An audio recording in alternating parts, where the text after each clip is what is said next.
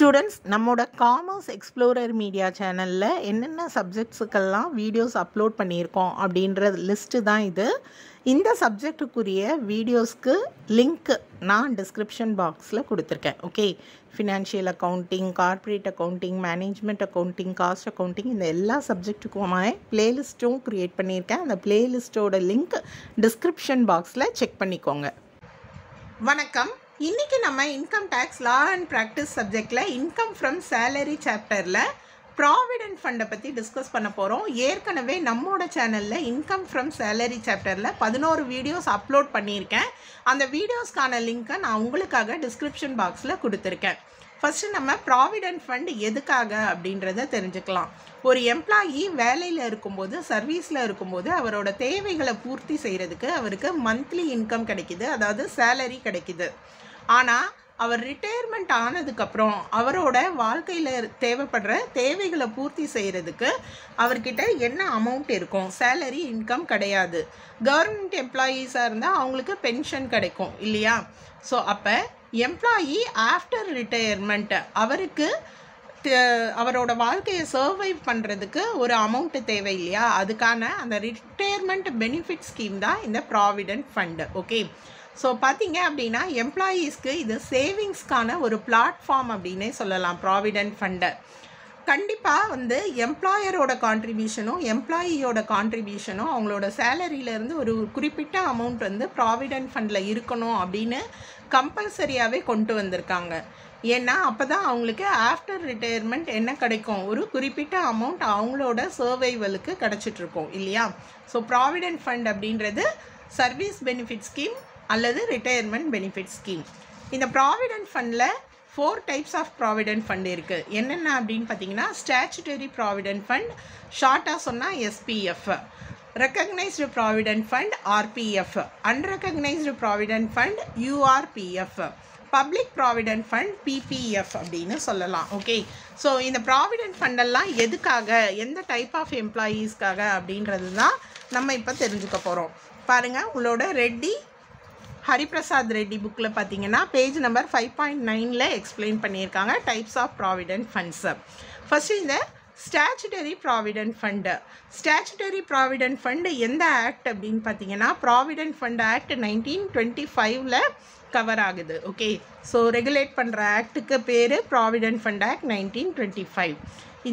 இந்த ஃபண்டு பார்த்திங்கன்னா யாருக்கெல்லாம் அப்ளை ஆகும் அப்படின்னா, government employees, semi government employees, local bodies, universities and other recognised educational institutions.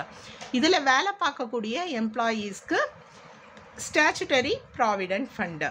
அடுத்து பார்த்திங்கன்னா recognised provident fund. Recognised provident ஃபண்டுக்குரிய ஆக்ட் என்னன்னு பார்த்தீங்கன்னா, provident fund act 1952. Okay, so பார்த்தீங்க அப்படின்னா இந்த ப்ராவிடென்ட் ஃபண்ட் ஆக்டை chief commissioner of income tax recognise பண்ணியிருக்காரு. அதனால தான் இது பேர் என்னன்னு பார்த்தீங்கன்னா ரெக்கக்னைஸ்டு ப்ராவிடென்ட் ஃபண்டு. அண்ட் பொதுவாக பார்த்தீங்கன்னா இந்த ப்ராவிடென்ட் ஃபண்டை மெயின்டைன் பண்ணக்கூடிய பேங்க்கு பார்த்தீங்கன்னா scheduled bank, factories, business houses இவங்கெல்லாம் மெயின்டைன் பண்ணுறாங்க. பார்த்தீங்கன்னா ப்ரைவேட் செக்டார் அண்டர்டேக்கிங்ஸும் என்ன பண்ணுறாங்க, இதில் ரெக்கக்னைஸ்டு ப்ராவிடென்ட் ஃபண்டில் எம்ப்ளாயிக்காக எம்ப்ளாயர் அண்ட் எம்ப்ளாயி 2 பேரோட கான்ட்ரிபியூஷனையும் மெயின்டைன் பண்ணுறாங்க.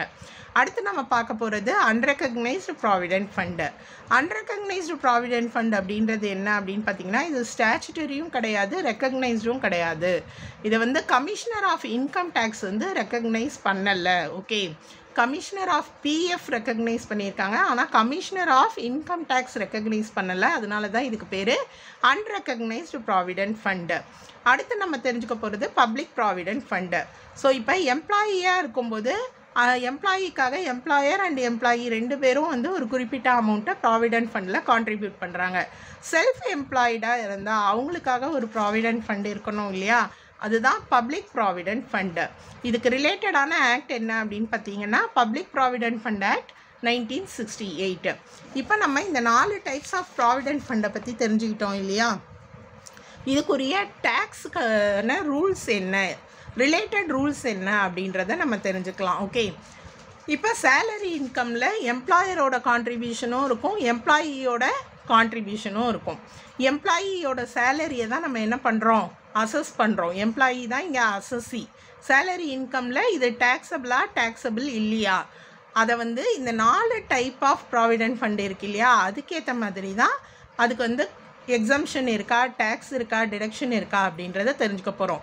பொதுவாக பார்த்தீங்கன்னா இந்த எம்ப்ளாயர் கான்ட்ரிபியூஷன் இருக்குது இல்லையா, எம்ப்ளாயர் கான்ட்ரிபியூஷன் வந்து ஸ்டாச்சுட்டரி ப்ராவிடென்ட் ஃபண்டில் fully exempted. Okay, so tax pay பண்ண தேவையில்லை எம்ப்ளாயரோட கான்ட்ரிபியூஷனுக்கு.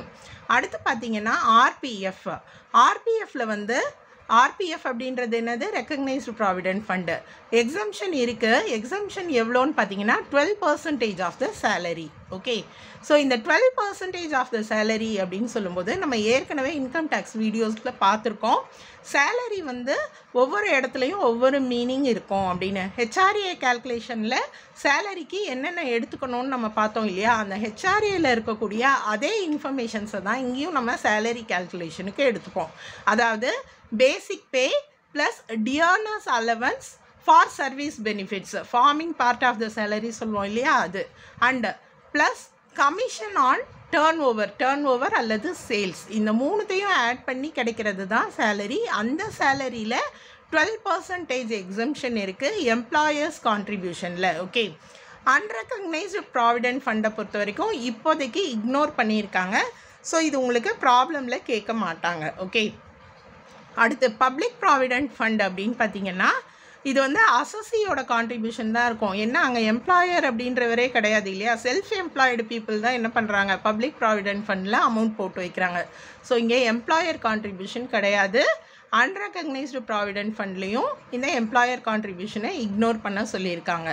ஸோ கேல்குலேஷன் அப்படின்னு பார்த்தீங்கன்னா ரெக்கக்னைஸ்டு ப்ராவிடென்ட் ஃபண்டில் தான் நீங்கள் கேல்குலேஷன் பண்ணுவீங்க எம்ப்ளாயர் கான்ட்ரிபியூஷனுக்கு.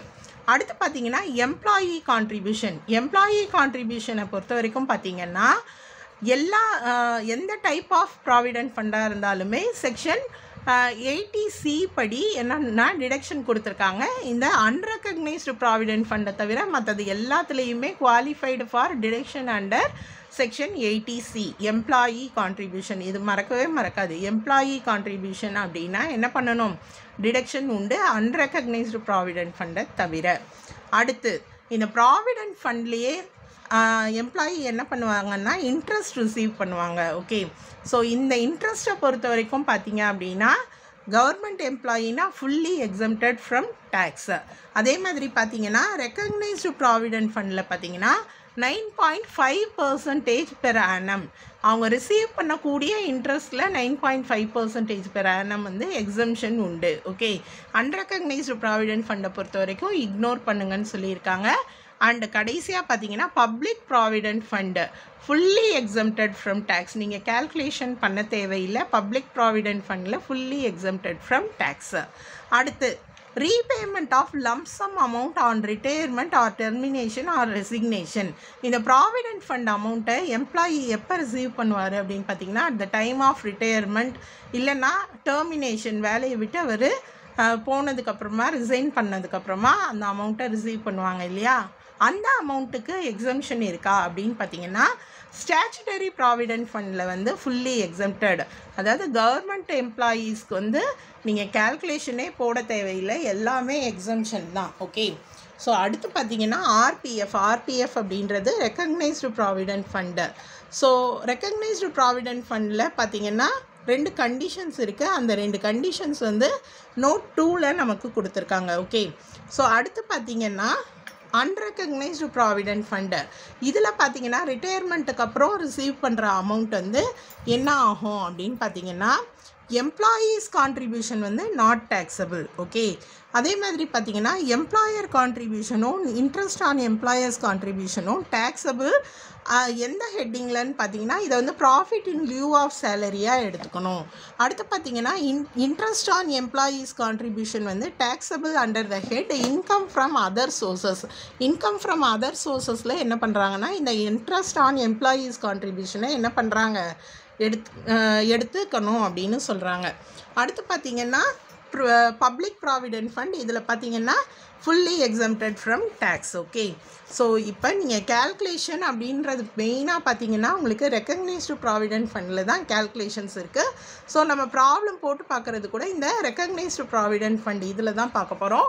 நீங்கள் ப்ராவிடென்ட் ஃபண்டை பொறுத்த வரைக்கும் இந்த டேபிளில் இருக்குது இல்லையா, இந்த ரூல்ஸு இந்த ப்ரொவிஷன்ஸை கண்டிப்பாக தெரிஞ்சிருந்தீங்க அப்படின்னா தான் உங்களால் ப்ராப்ளம் போட முடியும். ஓகே, கேல்குலேஷன் பார்த்தீங்கன்னா ரெக்கக்னைஸ்டு ப்ராவிடென்ட் ஃபண்டில் தான் உங்களுக்கு ப்ராப்ளம் இருக்குது. பட் ஆனால் உங்களுக்கு தெரியணும், கவர்மெண்ட் எம்ப்ளாயீஸ் ஸ்டாச்சுட்டரி ப்ராவிடென்ட் ஃபண்ட்னா ஃபுல்லி எக்ஸம்டட் 80Cயில் டிரெக்ஷன் இருக்குது. இதெல்லாம் உங்களுக்கு கண்டிப்பாக தெரிஞ்சிருக்கணும். Okay, page number 5.10 TS Reddy Hariprasad Reddy புக்கில் உங்களுக்கு பேஜ் நம்பர் 10. ஓகே, ஸோ அடுத்து நான் இங்கே கடைசியாக சொல்லியிருந்தேன் இல்லையா, ரெக்கக்னைஸ்டு ப்ராவிடென்ட் ஃபண்டில் ரிட்டையர்மெண்ட்டுக்கு அப்புறம் கொடுக்குற அமௌண்ட்டுக்கு வந்து 2 இம்பார்ட்டண்ட் கண்டிஷன்ஸ் இருக்குது. அந்த கண்டிஷன்ஸ் இருந்தால் தான் என்னது எக்ஸம்ஷன். ஸோ எக்ஸம்ஷன் இருக்கணும் அப்படின்னா அந்த கண்டிஷன்ஸ் என்ன அப்படின்னு பார்த்தீங்கன்னா, எம்ப்ளாயி வந்து அட்லீஸ்ட் 5 இயர்ஸ் இல்லை அதுக்கு மேலே வந்து சர்வீஸில் இருந்து அதுக்கப்புறம் ரிட்டையர் ஆகுறாரு, டெர்மினேட் ஆகுறாரு, ரிசைன் பண்ணுறாருன்னா எக்ஸம்ஷன் உண்டு. அதே மாதிரி பார்த்திங்கன்னா அவர் வந்து கண்டினியூஸாக சர்வீஸில் இருந்தார், அவருக்கு வந்து உடம்பு வந்து சரியில்லை, ஹெல்த் அப்படின்னு கொடுத்துருக்காங்க. ஓகே, அதனால அவர் டிஸ்கண்டினியூ ஆகுறாரு அப்படின்னா எக்ஸம்ஷன் ஃப்ரம் டேக்ஸ் இருக்குது. அண்ட் இந்த கேஸ் ஆஃப் செஷேஷன் ஆஃப் எம்ப்ளாய்மெண்ட் அதுலேயுமே என்ன இருக்குது, அவருக்கு வந்து எக்ஸம்ஷன். TS ரெட்டி ஹரிபிரசாத் ரெட்டி புக்கில் இருக்கக்கூடிய எக்ஸசைஸ் ப்ராப்ளம்ஸ் நம்ம போட்டு பார்க்கலாம். ப்ராவிடென்ட் ஃபண்ட் ரிலேட்டடாக பேஜ் நம்பர் 5.130 இந்த ப்ராப்ளம்ஸ் இருக்குது. ஃபஸ்ட்டு நம்ம போட்டு பார்க்க போகிறது exercise number 28th problem. Okay, sorry 29th problem. உங்களுக்கு ஹெட்டிங்கே ப்ராவிடென்ட் ஃபண்ட் அப்படின்னு கொடுத்துருக்காங்க இல்லையா, ரொம்பவே சிம்பிளான ப்ராப்ளம். சேலரி ரிசீவ்டு கொடுத்துருக்காங்க, எம்ப்ளாயர் கான்ட்ரிபியூஷன் டு RPF இருக்குது, அண்டு இவரோட டேக்ஸபிள் PF என்ன அப்படின்னு கேட்டிருக்காங்க. RPF அப்படின்றது ரெக்கக்னைஸ்டு ப்ராவிடென்ட் ஃபண்டு. நான் ஏற்கனவே சொன்னேன், இந்த ரெக்கக்னைஸ்டு ப்ராவிடென்ட் ஃபண்டுக்கு தான் இப்போ நம்ம ப்ராப்ளம் போட போகிறோம். ஸோ ரூல்ஸை நான் ஒரு முறை ஞாபகப்படுத்திடுறேன், அதுக்கப்புறம் நம்ம ப்ராப்ளம் போடலாம். ரெக்கக்னைஸ்டு ப்ராவிடென்ட் ஃபண்டுக்கு நீங்கள் employer contribution to RPF amount கொடுத்துருப்பாங்க இல்லையா, அது அமௌண்ட்டை எடுத்துடணும். அந்த அமௌண்ட்டில் நீங்கள் என்ன பண்ணணும்னா 12% ஆஃப் சேலரியை என்ன பண்ணணும், மைனஸ் பண்ணணும். ஓகே, ஸோ அதுதான் எக்ஸம்ஷன். ஸோ இதை மைனஸ் பண்ணினா கிடைக்கிறது தான் டேக்ஸபிள் RPF. அடுத்து இன்ட்ரெஸ்ட் சம்டைம்ஸ் கொடுத்துருப்பாங்க. இன்ட்ரெஸ்ட் RPFக்கு கிரெடிட் ஆகிருந்தது அப்படின்னா அந்த அமௌண்ட்டை எடுத்து எழுதிக்கோங்க. இன்ட்ரெஸ்ட்டுக்குரிய ரூல்ஸ் என்ன அப்படின்னு பார்த்தீங்கன்னா 9.5%க்கு அபோவாக இருக்கக்கூடிய இன்ட்ரெஸ்ட்டை நம்ம மைனஸ் பண்ணணும். ஓகே, இந்த 12%, 9.5% இதுதான் நீங்கள் மெயினாக ஞாபகம் வச்சுருக்கக்கூடிய ரூல் RPF கேல்குலேஷனுக்கு, ரெக்கக்னைஸ்டு ப்ராவிடென்ட் ஃபண்டு. இப்போ நம்ம ப்ராப்ளம் போடலாம். ப்ராப்ளம் நம்பர் எக்ஸசைஸ் நம்பர் 29 அப்படின்னு சொன்னேன் இல்லையா, ஸோ எக்ஸசைஸ் நம்பர் 29 அப்படின்னு நான் எடுத்து எழுதிக்கிறேன். நீங்கள் என்ன எழுதணும் அப்படின்னு பார்த்தீங்கன்னா, computation of taxable EPF, computation of taxable EPF. நான் இப்போ ஒரு 4-5 ப்ராப்ளம் போட போகிறேன். ஃபஸ்ட்டு ப்ராப்ளம்க்கு மட்டும் இதெல்லாம் நான் சொல்லிடுறேன், மற்ற ப்ராப்ளத்துலலாம் நீங்கள் எடுத்து எழுதிக்கோங்க. Okay, taxable EPF employer contribution recognised provident fund இல்லையா. ஸோ இது பார்த்தீங்க அப்படின்னா டேக்ஸபிள் கண்டுபிடிக்கிறதுக்கு அவுட்டர் காலம் நம்ம மைனஸ் பண்ணுவோம் இல்லையா எக்ஸம்ஷனை, அதுக்காக இன்னர் காலம் எடுத்து எழுதியிருக்கேன். ஃபஸ்ட்டு காலம் பார்த்தீங்கன்னா பர்டிகுலர்ஸ். ஓகே, ஸோ நம்ம இப்போ தான் ஃபார்மேட் சொன்ன உங்களுக்கு, நீங்கள் என்ன எடுத்து எழுதிக்கணும்னா எம்ப்ளாயர் கான்ட்ரிபியூஷன் என்ன கொடுத்துருக்காங்களோ அதை எடுத்து எழுதிக்கணும். எம்ப்ளாயர்ஸ் கான்ட்ரிபியூஷன் டு RPF, நம்ம இப்போ போடக்கூடிய ப்ராப்ளம் எல்லாமே RPF ரெக்கக்னைஸ்டு ப்ராவிடென்ட் ஃபண்ட். இதிலேருந்து நம்ம என்ன பண்ணணும், எக்ஸம்ஷன் அப்படின்றது 12% ஆஃப் த சேலரி. ஓகே, அந்த சேலரிக்கு மீனிங்கும் நான் உங்களுக்கு சொன்னேன் இல்லையா, ரூல்ஸ் பார்க்கும்போதே சேலரி அப்படின்றது HRAயில் நீங்கள் எப்படி சேலரி கால்குலேட் பண்ணீங்களோ அது மாதிரி தான். Basic salary plus DA forming part plus commission on turnover. Okay, so இப்போ எல்லா ரூல்ஸும் ஞாபகம் இருக்குது இல்லையா, ப்ராப்ளம் போடலாமா. எம்ப்ளாயர்ஸ் கான்ட்ரிபியூஷன் உங்களுக்கு என்ன கொடுத்துருக்காங்க ப்ராப்ளமில் பாருங்கள், 10,000 rupees கொடுத்துருக்காங்க. ஓகேவா, இந்த ஒரு இன்ஃபர்மேஷன் தான், இதை வச்சு தான் நம்ம ப்ராப்ளம் போட போகிறோம்.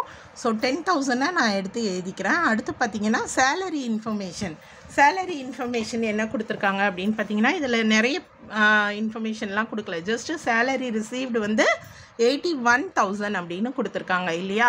ஸோ இந்த 81,000ல் நம்ம என்ன பண்ண போகிறோம், 12% கேல்குலேட் பண்ண போகிறோம். அதுதான் எக்ஸம்ஷன் அமௌண்ட். ஓகே, 81,000ல் 12% கேல்குலேட் பண்ணால் 9,720. ஸோ இதை நீங்கள் மைனஸ் பண்ணினா 280. இந்த 280 தான் என்ன அப்படின்னு பார்த்தீங்கன்னா taxable employer contribution to RPF, taxable employer contribution. Okay, so இதே மாதிரி இன்னும் நம்ம 2 ப்ராப்ளம் போட்டு பார்க்கலாம். அடுத்து நம்ம எக்ஸசைஸ் நம்பர் 30 ப்ராப்ளம் போட்டு பார்க்க போகிறோம். இதுலேயும் ஹெட்டிங் எழுதிக்கோங்க, கம்ப்யூட்டேஷன் ஆஃப் taxable RPFன்னு எழுதிக்கோங்க. எக்ஸசைஸ் நம்பர் 30ல் கொஷினில் என்ன கொடுத்துருக்காங்க, ஃபஸ்ட்டு இன்ஃபர்மேஷன்ஸை ரீட் பண்ணிக்கலாம். RPF calculate பண்ண சொல்லியிருக்காங்க. salary information 7,500 per month. employer contribution to RPF 14% of the salary. இங்கே வந்து employer contribution அமௌண்ட்டாக கொடுக்கல, சேலரியில் 14%ன்னு கொடுத்துருக்காங்க. ஸோ இங்கே நீங்கள் கேல்குலேஷன் பண்ண போகிறீங்க. ஓகே, அடுத்து இன்ட்ரெஸ்ட் கிரெடிட்டட் டு RPFும் இருக்குது. ஸோ இதுக்கும் நம்ம எக்ஸம்ஷன் கண்டுபிடிக்கணும் அப்படின்னு சொன்னேன் இல்லையா. ஸோ இந்த ப்ராப்ளம் நம்ம எப்படி கால்குலேட் பண்ணுறது அப்படின்னு பார்க்கலாம். ஃபஸ்ட்டு நம்ம என்ன எடுத்து எழுதிக்கணும்னா எம்ப்ளாயர்ஸ் கான்ட்ரிபியூஷன் டு சேலரின்னு எடுத்து எழுதிக்கணும். எம்ப்ளாயர்ஸ் கான்ட்ரிபியூஷன் டு சேலரி பார்த்தீங்கன்னா 14% ஆஃப் த சேலரின்னு கொடுத்துருந்தாங்க இல்லையா. ஸோ 14% ஆஃப் த சேலரினா ஃபஸ்ட்டு நீங்கள் என்ன கேல்குலேட் பண்ணணும், சேலரி என்ன அப்படின்றத கேல்குலேட் பண்ணணும். சேலரியில் 14% கேல்குலேட் பண்ணணும். அப்போ 7,500 அப்படின்றது பெர் மந்த்து. ஸோ 12 மந்த்துக்கு எவ்வளோன்னு கண்டுபிடிங்க. 7,500 இன்ட்டு 12, அதில் நீங்கள் எவ்வளோ கண்டுபிடிக்க போகிறீங்கன்னா 14% கண்டுபிடிக்க போகிறீங்க. ஸோ இதுதான் வந்து எம்ப்ளாயர் கான்ட்ரிபியூஷன் எவ்வளோ அமௌண்ட்டு கிடைக்கும்னு பார்த்தீங்கன்னா 12,600 கிடைக்கும். இங்கே நம்ம தான் கேல்குலேஷன் போட்டிருக்கோம் எம்ப்ளாயர் கான்ட்ரிபியூஷன். இதுக்கப்புறம் தான் நம்ம என்ன பண்ண போகிறோம்னா எக்ஸம்ஷன் என்ன அப்படின்றது கண்டுபிடிக்க போகிறோம். எக்ஸம்ஷனுக்கு வந்து நான் என்ன சொன்னேன், 12% of the salary. So 12% of the salary இந்த ப்ராப்ளமில் பார்த்தீங்கன்னா உங்களுக்கு டிஏ இன்ஃபர்மேஷனும் கொடுக்கல, கமிஷன் இன்ஃபர்மேஷனும் கொடுக்கல, சிம்பிளாக சேலரி இன்ஃபர்மேஷன் மட்டும்தான் இருக்குது ப்ராப்ளமில் இல்லையா. ஸோ நம்ம சேலரியில் 12% கேல்குலேட் பண்ணலாம். சேலரி நம்ம ஏற்கனவே கேல்குலேட் பண்ணினோம் இல்லையா, 7,500 இன்ட்டு 12, 7,500 இன்ட்டு 12, அதில் 12%. ஓகேவா. ஸோ நீங்கள் கேல்குலேட் பண்ணீங்க அப்படின்னா 10,800 கிடைக்கும். இப்போ இது ரெண்டையும் நீங்கள் மைனஸ் பண்ணினா அதுதான் என்னது, டேக்ஸபிள் பிஎஃப். ஸோ 12,600ல் 10,800 மைனஸ் பண்ணிங்கன்னா 1,800 கிடைக்கும். அடுத்து இந்த ப்ராப்ளமில் என்ன இன்ஃபர்மேஷன் கொடுத்துருந்தாங்க அப்படின்னு பார்த்தீங்கன்னா interest credited to RPF. So இந்த இன்ட்ரெஸ்ட் கிரெடிட்டட் டு RPFக்கும் என்ன இருக்குதுன்னு சொன்னேன், எக்ஸம்ஷன் இருக்குது 9.5% இல்லையா. ஸோ அந்த கேல்குலேஷன் நம்ம போடணும். Interest credited to RPF amount எவ்வளோ, 24,000. அதை நம்ம எடுத்து எழுதிக்கலாம். ஸோ இங்கே நான் எடுத்து எழுதுகிறேன், இன்ட்ரெஸ்ட் கிரெடிட்டட் டு RPF எவ்வளோ அமௌண்ட்டுன்னு பார்த்தோம் நம்ம 14,000 இல்லையா. So interest credited to RPF 24,000, 14,000 கிடையாது, 24,000. ஸோ 24,000 நான் எடுத்து எழுதிக்கிறேன். இந்த இன்ட்ரெஸ்ட் எவ்வளோன்னு பார்த்தீங்கன்னா 12% இன்ட்ரெஸ்ட்டுன்றது 24,000. ஓகே, 12%ன்றது 24,000. இப்போ நம்ம எக்ஸம்ஷனுக்கு என்ன கண்டுபிடிக்கணும்னா 9.5% இல்லையா. எப்படி கண்டுபிடிக்கணும் அப்படின்னு பார்த்தீங்கன்னா 12% அப்படின்றது 24,000. அப்போ 9.5% எவ்வளோ. ஓகே, இதுதான் கேல்குலேஷன்.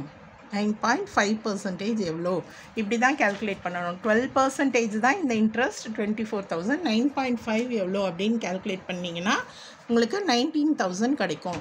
ஸோ இந்த இன்ட்ரெஸ்ட் அமௌண்ட்லேருந்து இந்த எக்ஸம்ஷன் அமௌண்ட்டை நீங்கள் மைனஸ் பண்ணணும் 5,000. ஓகேவா. ஸோ ஃபஸ்ட்டு கண்டுபிடிச்ச எக்ஸம்ஷன்னா எம்ப்ளாயர்ஸ் கான்ட்ரிபியூஷன், அடுத்து நம்ம கண்டுபிடிச்சிருக்கிறது இன்ட்ரெஸ்ட்டோட எக்ஸம்ஷன் இல்லையா. ஸோ இது ரெண்டும் தான் என்னது, டேக்ஸபிள். ஸோ டோட்டலாக எவ்வளோ அப்படின்னு பார்த்தீங்கன்னா 6,800. இதுதான் taxable RPF, taxable RPF. Okay, so நம்ம இன்னுமே 2 ப்ராப்ளம் போட்டு பார்த்துடலாம். இப்போ எக்ஸசைஸ் நம்பர் 30 போட்டோம் இல்லையா. அடுத்து நம்ம எக்ஸசைஸ் நம்பர் 31ல் போடலாம். என்ன அப்படின்னா இங்கே சேலரிக்கு வந்து நமக்கு DA information percentage of commission on turnover கொடுத்துருக்காங்க. ஓகே, அதனால நான் இந்த ப்ராப்ளம் உங்களுக்கு போட்டு காட்டுறேன். Find out the amount of taxable annual contribution to recognized provident fund of Mr. Vasan from the particulars given below. Salary, DA, commission on turnover எல்லாம் கொடுத்துருக்காங்க. And இதில் இன்னொரு கமிஷன் இருக்குது, fixed commission. Okay, he and his employer contributed 2000 per month each to RPF.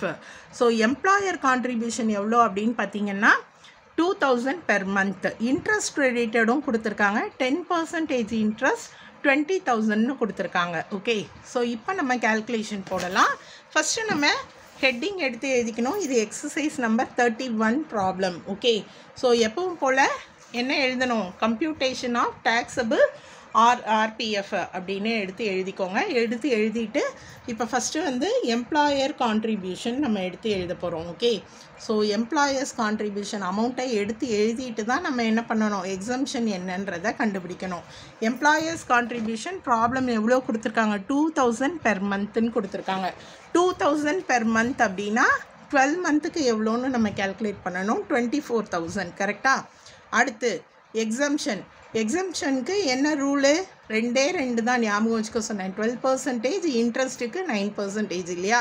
இந்த 12% of the salary அப்படின்றது என்ன, பேசிக் சேலரின்றது நம்ம ஹெச்ஆர்ஏயில் பார்த்தோம்ல, அதே தான். Salary plus DA forming part.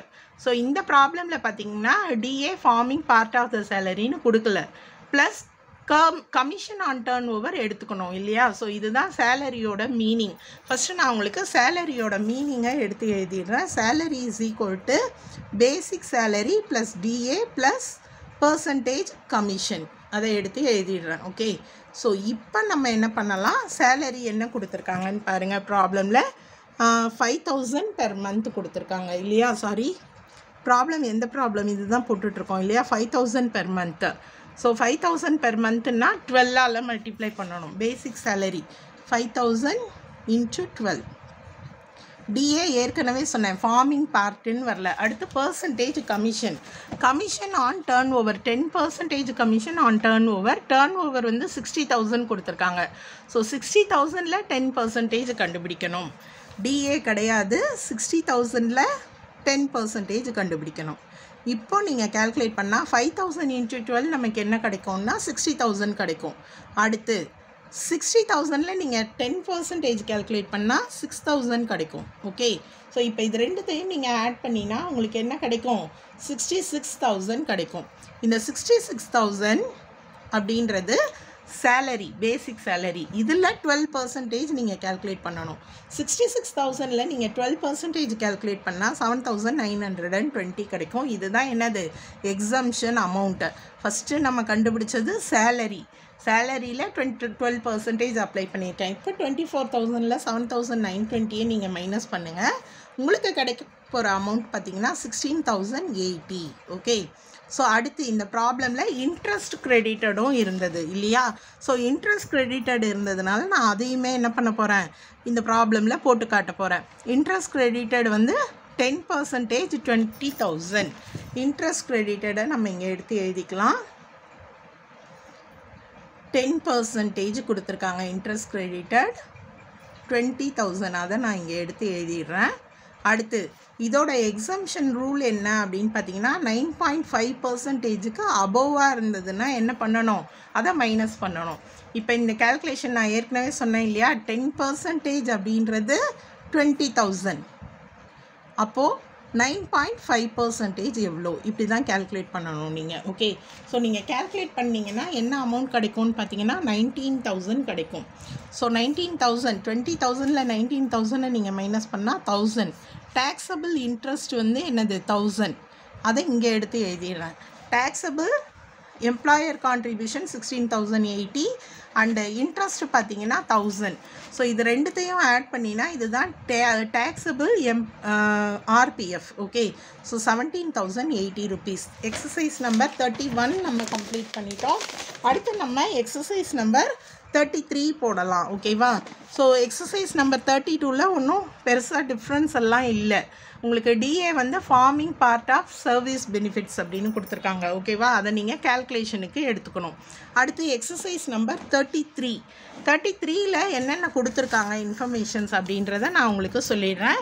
ப்ராப்ளத்தை பாருங்கள். salary income from the following. Salary வந்து 6,250 per month, DA வந்து 3,000 per month. இதில் 50% தான் farming retirement benefits. Okay, so நீங்கள் வந்து இதில் 50% தான் அந்த salary calculationக்கு எடுத்துக்கணும். அடுத்த கொஷினில் என்ன கொடுத்துருக்காங்க பாருங்கள், கமிஷன் 2% on turnover, இதுவும் salary calculationக்கு எடுத்துக்கணும். போனஸ் கொடுத்துருக்காங்க, PF contribution by employer and employee 14% of salary DA for service benefits. இங்கே பார்த்தீங்கன்னா எம்ப்ளாயர் கான்ட்ரிபியூஷன் டு PF இருக்கு இல்லையா, அந்த அமௌண்ட்டை கொடுக்கல, 14% அப்படின்னு கொடுத்துருக்காங்க. அந்த 14% எதில் கேல்குலேட் பண்ணணும்னு கொடுத்துருக்காங்க. பேசிக் சேலரி கமா DA இந்த ரெண்டுத்துக்கும் 14% கேல்குலேட் பண்ணணும்னு இதுலேயே சொல்லியிருக்காங்க. ஓகே, அடுத்து interest credited during the year in PF வந்து 11%. 11%ன்றது 5,500. ஓகே, ஸோ ஃபஸ்ட்டு நம்ம என்ன எழுத போகிறோம்னா எம்ப்ளாயர் கான்ட்ரிபியூஷன் டு PF எவ்வளோ அப்படின்னு எழுத போகிறோம். நம்ம போடக்கூடிய இந்த ப்ராப்ளம் என்னன்னு பார்த்தீங்கன்னா எக்ஸசைஸ் நம்பர் 33. ஓகே, ஸோ 33ல் நீங்கள் computation of employees taxable EPF அப்படின்னு எடுத்து எழுதிடுங்க. ஃபஸ்ட்டு நம்ம எம்ப்ளாயர் கான்ட்ரிபியூஷன் டு PF அப்படின்றத எடுத்து எழுதிக்கலாம். Employers contribution to RPF. Okay, so எழுதிட்டேன்.